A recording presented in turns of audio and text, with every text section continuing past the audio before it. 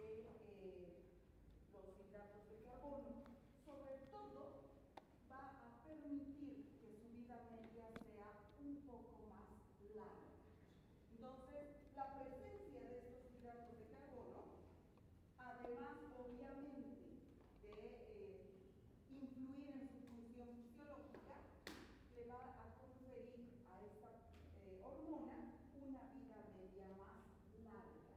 No va a ser tan rápido que en cuestión de minutos se degrade. Entonces va a tener una vida media más larga. Esta hormona gonadotropina coriónica se va a sintetizar en las células del sincitio tromboblasto. Está formada por dos cadenas proteicas, una cadena alfa que tiene 92 aminoácidos, que es común a todas las hormonas, como por ejemplo la hormona luteinizante, la hormona folículo estimulante, la hormona estimulante de la tiroides. Entonces, todas ellas tienen esta misma cadena alfa. Y una cadena beta que es típica y característica de cada una de estas hormonas. Justamente, si ustedes alguna vez han utilizado o han visto una prueba de embarazo, en la bolsita en la que viene ya dice beta-HCG. Entonces quiere decir que esta prueba de embarazo está buscando específicamente la cadena beta, que es propia. Porque si buscamos la cadena alfa, pues cualquier hormona, la luteinizante, la folículo estimulante, me van a dar positivo. ¿Qué función tiene la gonadotropina coriónica? Evita la involución del cuerpo amarillo. ¿Cómo? Esta hormona, en primera instancia, va a actuar a nivel del útero y justamente va a evitar que el cuerpo amarillo sea reabsorbido y se produzca la implantación y posteriormente las primeras fases del embarazo. Eso ustedes ya han visto el año pasado. Estimulando la secreción de progesterona y de estrógenos. También alrededor de la sexta, octava semana de gestación, esta hormona va a comenzar a ser sintetizada también por la placenta. Entonces va a haber una mutación y va a comenzar a sintetizarse por la placenta. Va a provocar el crecimiento del endometrio y va a estimular a que las células pseudoresiduales se conviertan en células verdaderamente nutrices, permitiendo justamente que el crecimiento del embrión, del feto, sea adecuado. Transformando, como les decía, las células pseudoresiduales en residuales nutrices, lo que va a ayudar a una buena implantación del blastocisto. Mientras más alta se encuentra la hormona gonadotropina coriónica, la mujer que está embarazada va a tener mayor malestar. Es responsable en parte del malestar, de las náuseas, los vómitos, propios sobre todo en las primeras semanas de embarazo. ¿Cuál es la importancia clínica de la hormona gonadotropina coriónica? En primer lugar, diagnóstico, detección precoz, temprana del embarazo. ¿Qué es lo que se busca? Ya les había mencionado, lo que se va a buscar es la fracción beta, la cadena beta de la proteína. ¿Cuál es el comportamiento? Una vez que se produce la concepción, la hormona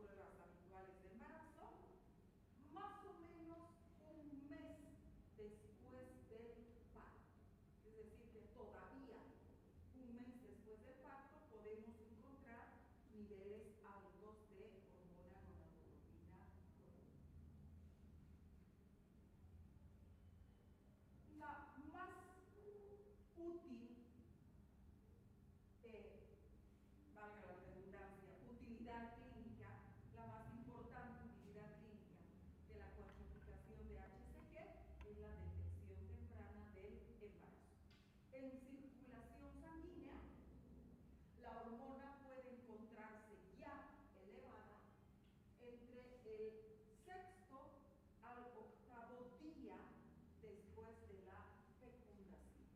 Eso quiere decir más o menos, ¿sí?, dependiendo de cuándo se ha producido la fecundación, podríamos decir con un día de retraso menstrual. En sangre. En orina, ¿cuál va a ser la vía por la cual se va a eliminar la hormona? Es renal. La hormona gonadotropina coriónica se filtra a nivel glomerular y no se reabsorbe. Por lo tanto, también se puede hacer la prueba de detección de embarazo en orina. Pero obviamente tiene que o va a necesitar más días para que alcance un nivel detectable en la muestra de orina. Esto se conoce con el nombre de límite de detección de la prueba.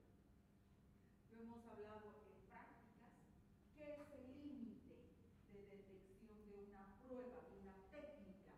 Es la cantidad mínima de analito que necesita la prueba para dar positivo. ¿En qué caso se emplea? Prueba de embarazo. ¿Por qué? Porque fisiológicamente en la sangre de mujeres y también de varones existe la hormona. En valores mínimos, sí. Valores muy bajitos, sí. Por eso es que cuando se produce la fecundación, los niveles comienzan a aumentar, van duplicando. Y en alrededor de 8 días, la prueba se hace positiva. Quiere decir que ha alcanzado ese nivel mínimo que necesita la prueba para que dé positivo. Entonces, a eso se refiere el límite de detección de una prueba. La cantidad mínima de analito que necesita la técnica para dar positivo. Muy bien. Otras utilidades justamente de la hormona gonadotropina coriónica. Ya salieron muy bien.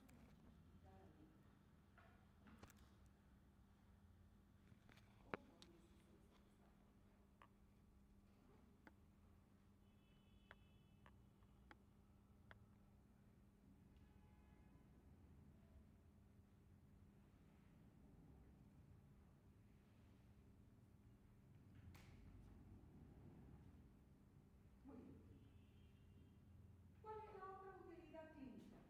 La monitorización de embarazos anormales. Cuando hablamos de un embarazo anormal podemos tener dos situaciones. Podemos tener curvas aplanadas. ¿Qué quiere decir? Quiere decir que se ha hecho la cuantificación de la hormona a intervalos de tiempo, lo que se conoce como determinaciones seriadas, que vamos a ver en el tema 3 de prácticas. ¿Qué son las determinaciones seriadas? Son varias determinaciones que se van a realizar con intervalos de tiempo. En parasitología ya les han dicho que tiene que ser un coproparasitológico seriado, ¿verdad? Porque no todos los parásitos se comportan de la misma manera. Hay parásitos, sobre todo los que se reproducen por huevos, que no todos los días las hembras eliminan los huevos.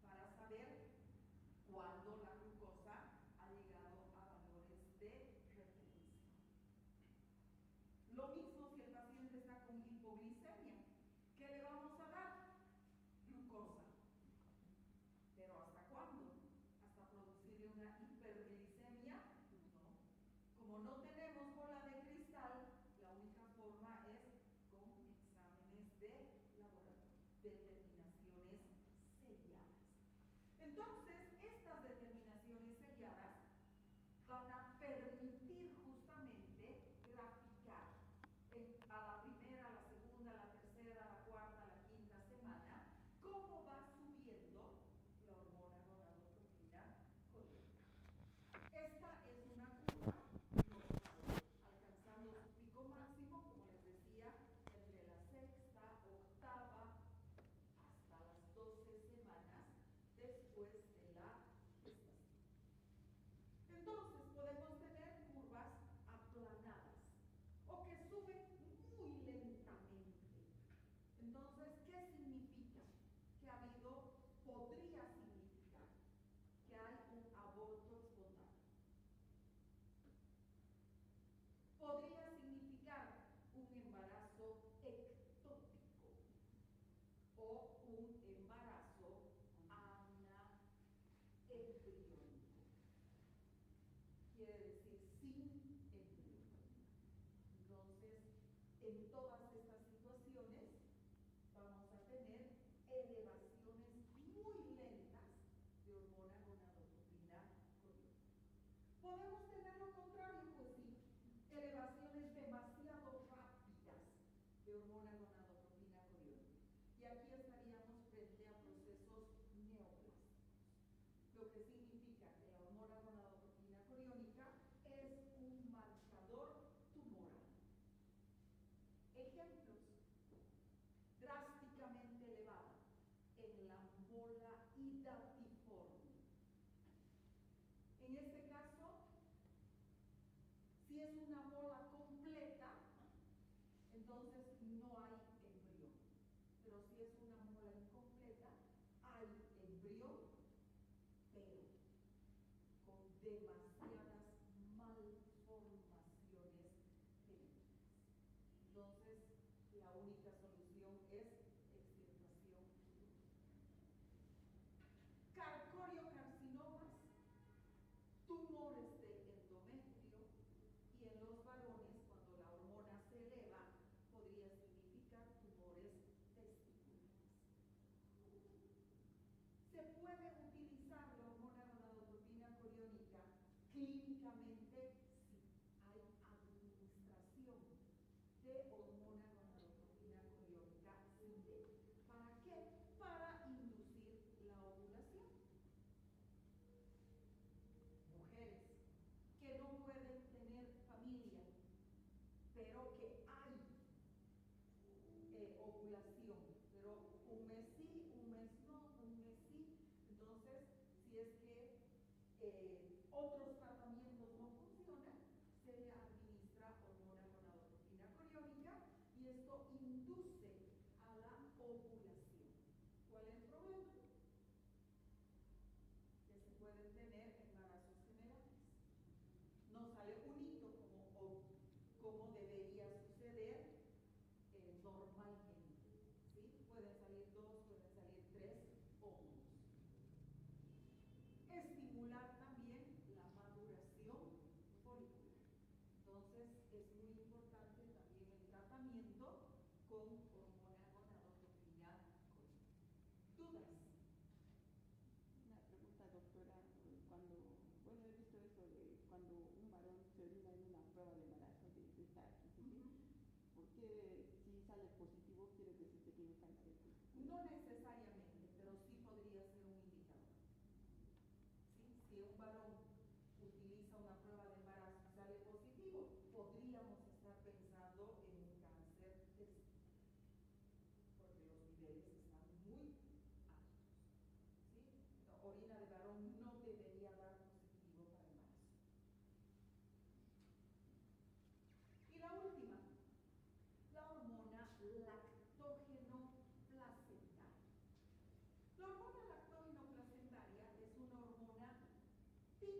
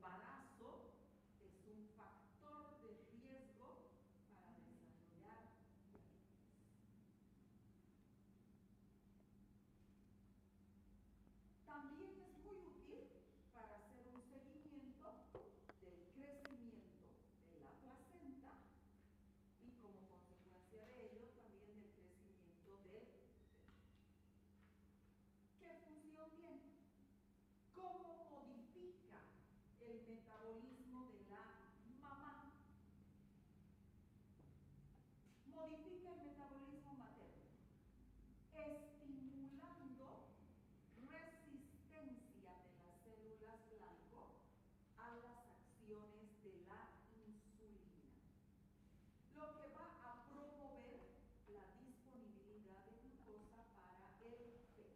¿Qué es lo que va a hacer esta hormona? En otras palabras, va a bloquear a los transportadores de glucosa, va a bloquear a los receptores de la insulina y va a evitar que la insulina se una a su receptor de manera adecuada y que la glucosa entre dentro de la célula de la mamá, lo que va a provocar hiperglicemia en la mamá. ¿Para qué? Para que este exceso de glucosa pase a la circulación fetal. Eso es lo que va a hacer. Va a estimular la lipólisis, la degradación de los lípidos. Aumenta la degradación de lípidos. ¿Para qué?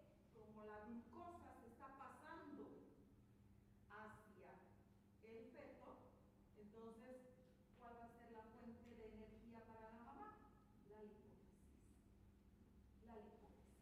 Entonces, lo que va a proveer energía materna alternativa. ¿Qué pasa con las proteínas y los aminoácidos? Promueve la síntesis proteica. Como el bebé no puede todavía formar aminoácidos no esenciales o semiesenciales, la mamá es la que va a hacer esto. Y en los primeros meses de vida, pues obviamente, la mamá le va a pasar al feto ya las proteínas preformadas. Y después le va a pasar aminoácidos para que el feto ya comience a formar sus propias proteínas. Tiene una acción lactogénica. ¿Qué quiere decir? Génesis de leche.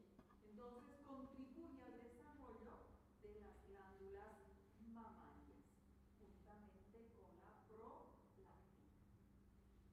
Y por último, tiene un efecto anabólico fetal indirecto. No actúa directamente esta hormona sobre el feto, pero